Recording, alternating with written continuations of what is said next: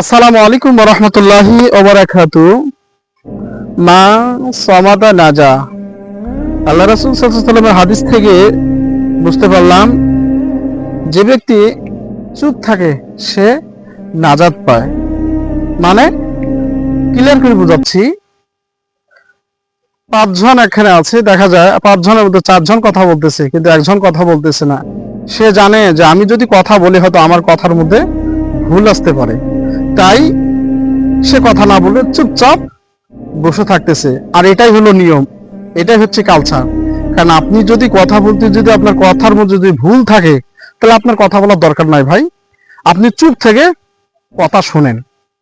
আর যদিও কথা বলার থাকে আপনার, তাহলে অবশ্যই যে কথা বলবেন সে কথাটি আপনাকে ভালো করে বুঝে শুনে আপনাকে বলতে হবে। আর যদি আপনি না বলেন, উল্টাপাল্টা কথা বলেন, তাহলে কিন্তু দেখা যায় আপনার এই কথার কারণে অনেক ফেতনা শুরু হতে পারে, অনেক কাসাল শুরু হতে পারে। সুতরাং আমি বলছি যে আপনি কথা বলার দরকার নাই। আল্লাহ রাসূলের ভাষায় বলছি, মান সমাধান আজাদ, যে চুপ থাকে সে নাজাত পায়। আশা করি আমার কথা আপনারা সকলেই বুঝতে পারবেন। ভিডিও যদি ভালো লাগে শেয়ার করে মানুষের মাঝে ছড়িয়ে দেবেন। সকলকে অসংখ্য ধন্যবাদ।